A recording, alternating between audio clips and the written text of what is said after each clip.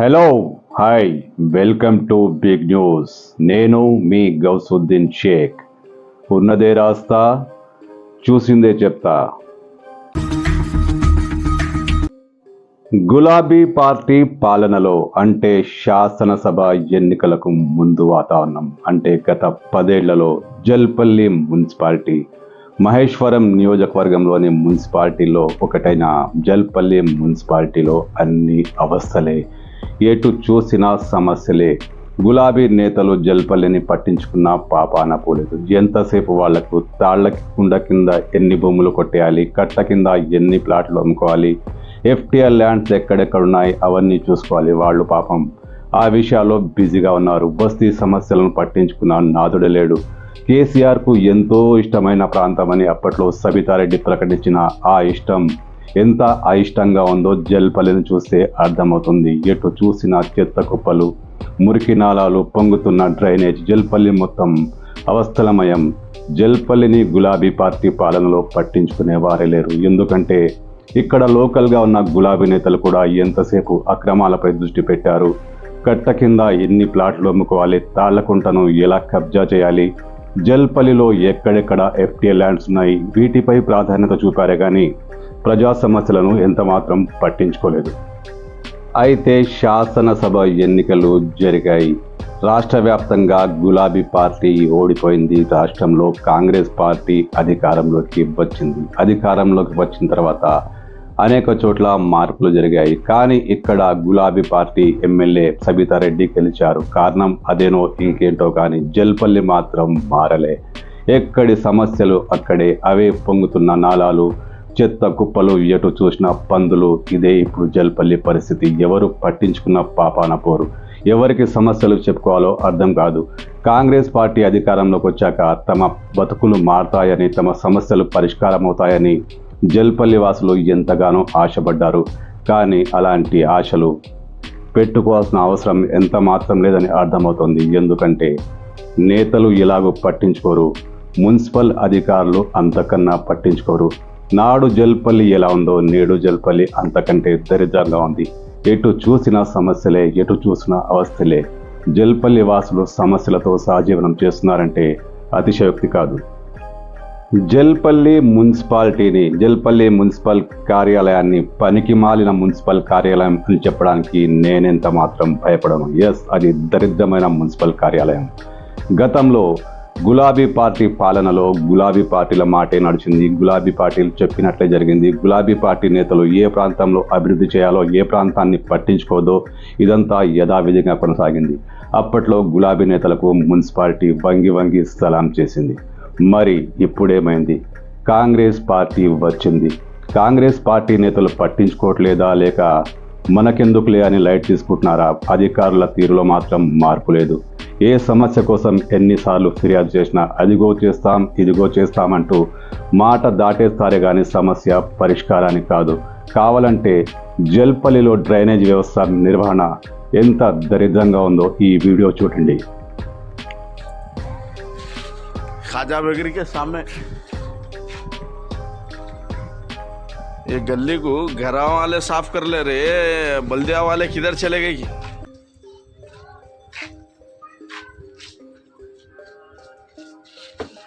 पूरे बल्दिया वाले किधर गए? रात में ये टाइम नालियाँ जाम हो गए तो इन लोग साफ कर ले रहे बेचारे। बल्दिया वालों को बोले तो कोई आ रहा नहीं, बल्दी वाला पैसे दे के करा रहे भाई, पैसे दे के दूसरों को प्राइवेट पैसे दे के करा रहे। देखो कुमार का ने बोले तो आदमिया नहीं है, उल्ला नहीं है, तनख्वाह नहीं दे रहे कहते बल्दिया वालों को। उल्ला आके काम नहीं कर रहे, प्राइवेट साफ कर ले रहे बेचारे। देखो घरों के पूरे नालियां भरे हुए। खाली कमिश्नर मैडम भी आ रही, ऑफिस में बैठ रही, चले जा रही। बस्ती में देखे तो मालूम होता लांग अక్కడ నుంచి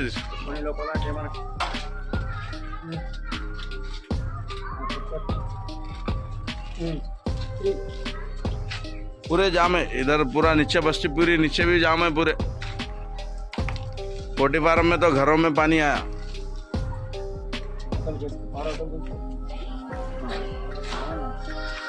तुम्हारे घर कन भी जाम है भाई, वहां से जाम है ना।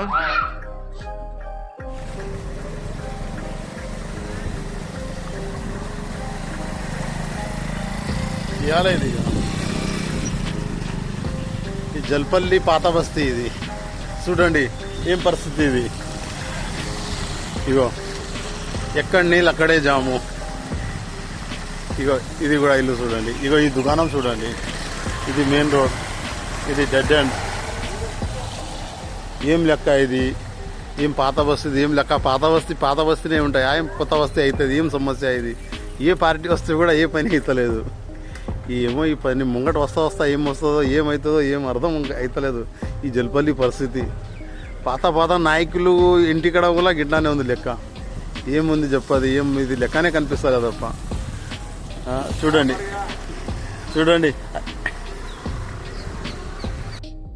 ఏ బస్తీ చూసినా ఏమున్నది గర్వకారణం, సమస్తం అవస్థలమయం. ఎస్, ఇది జల్పల్లికి బాగా వర్తిస్తుంది.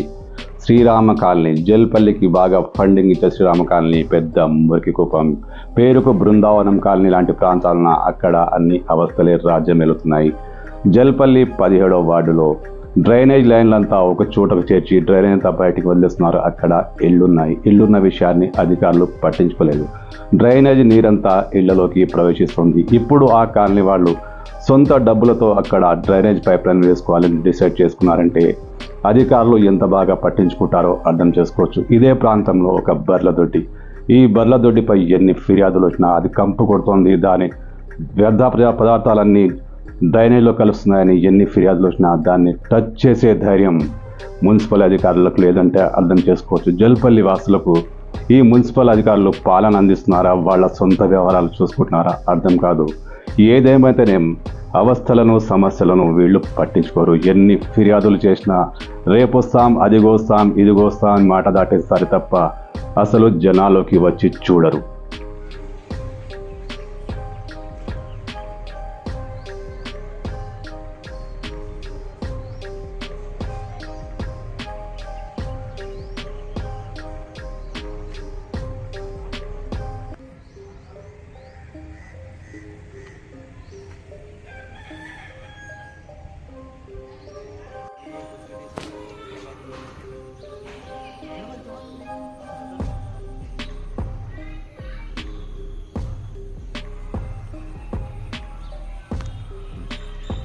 साल से हम लोग इधर है, डेंगू नहीं है, रोड नहीं है, और क्या वो तो कोई सुविधा नहीं है. हम आने के बाद 3 इलेक्शन हो गए यहाँ पे, कोई चीज़ की कोई सुविधा नहीं है. भाई बोल रोड अभी नहीं बन रहे.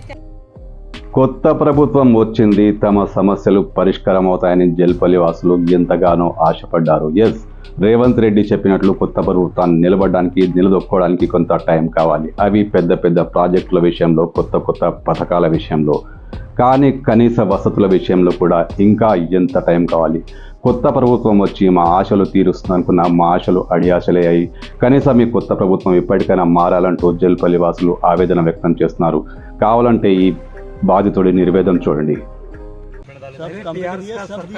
अभी भी कुछ भी नहीं हो रहा, कोई भी नहीं हुआ. उसके बाद में कांग्रेस का सरकार आया, अभी भी कुछ भी नहीं हो रहा. जैसा कितना देखो इधर पानी देखो, गंदा पानी है, बच्चे हैं, बीमार गिर रहे हैं. ఆగండి, అసలు మీరు కాంగ్రెస్ పార్టీకి ఓటు వేశారా? కాంగ్రెస్ను గెలిపించారా? సబితారెడ్డిని గెలిపించారు కదా. ఏమో కాంగ్రెస్ నేతలు ఇలా కూడా ఆలోచిస్తున్నారేమో. నేనైతే అనుకోను ఇంత దరిద్రంగా ఆలోచిస్తారని. ఏమో కొందరిలో ఆ ఆలోచన ఉండొచ్చు. మరి శాసనసభ ఎన్నికల్లో జల్పల్లి వాసులు చాలామంది కాంగ్రెస్కు ఓటేయలేదు. ఈసారి ఎంపీ ఎన్నికలు బాగానే వేసినట్టు చెప్తున్నారు. ఇవన్నీ పక్కన పెడితే రేపు స్థానిక సంస్థలకు ఎన్నికలు వస్తాయి, అంటే కౌన్సిలర్ల ఎన్నికలు వస్తాయి. అప్పుడు ప్రజలు తమ సమస్యలనే ప్రాతిపదికన తీసుకొని నేతలు ఎవరినా సరే, పరిచయం ఉన్నా సరే, పరిచయం లేకున్నా సరే, తమ సమస్యలనే ప్రామాణికంగా తీసుకొని ఓటు వేస్తే మీ పరిస్థితి ఏంటి? కాంగ్రెస్ నేతలు ఈ విషయాన్ని గుర్తుంచుకోవాల్సిన అవసరం ఉంది. అందరూ కాంగ్రెస్ నేతలు ఇలా చేస్తున్నారని కాదు, కానీ జనం తరపున వకాల్తా పుచ్చుకొని కాంగ్రెస్ నేతలు రోడ్డు మీదకి రావాల్సిన అవసరం ఉంది. మున్సిపల్ కార్యాలయంపై ఒత్తిడి తీసుకురావాల్సిన అవసరం ఉంది. మరి కాంగ్రెస్ నేతలు ఓటు వేయలేదని ప్రజలను లైట్ తీసుకుంటారా, లేక రేపు మీకు ఎలాగూ ఓట్లు కావాలి దానికోసమైనా ఇప్పుడు కార్యాచరణకు పూనుకుంటారా? ఏమైతేనేమి, ప్రభుత్వం మారింది, పాలకులు మారారు, జల్పల్లి మాత్రం మారలే. పరిస్థితి యథావిధిగా ఉంది. కొత్త సీసాలో పాత సార పోసినట్లుగా అధికారులను కొంతమందిని మార్చిన సిబ్బంది మానసిక వైఖరి మారలే. అదే నిర్లక్ష్యం, అదే పట్టించుకోనితనం. ప్రజలు ఎన్నిసార్లు ఫిర్యాదు చేసినా ఒక్క విభాగం గురించి నేను మాట్లాడడం లేదు. అన్ని విభాగాలు, మున్సిపల్ కార్యాలయంలో అన్ని విభాగాలు, రేపు వస్తాం, ఎల్లుండి వస్తాం, సిబ్బంది లేరు, మాకు అసలు డబ్బులు రావట్లేదు, మాకు జీతాలు ఇవ్వట్లేదు, ఇవే చెప్తున్నారు తప్ప ప్రజల సమస్యలకు పరిష్కారం చూపడం లేదు. మీకు డబ్బులు లేకపోతే, మీకు జీతాలు రాకపోతే అది ప్రజల సమస్య కాదు. ప్రజలు మీకు ఖచ్చితంగా ట్యాక్సులు కడుతున్నారు. ప్రజలు మున్సిపాలిటీకి అవసరమైన అన్ని షరతులకు లోబడి ఉంటున్నారు. మరి ట్యాక్సులు కడుతున్నారు, నల్లా బిల్లులు వసూలు చేస్తున్నారు, రకరకాల ట్యాక్సులన్నీ ముక్కుపిండి మరీ వసూలు చేస్తున్నారు. సమస్యలుంటే ఎందుకు పట్టించుకోరు? అసలు జల్పల్లి ఇలాగే ఉంటుందా? కాంగ్రెస్ పార్టీ జల్పల్లిని ఇంకా దరిద్రంగా మార్చబోతోందా?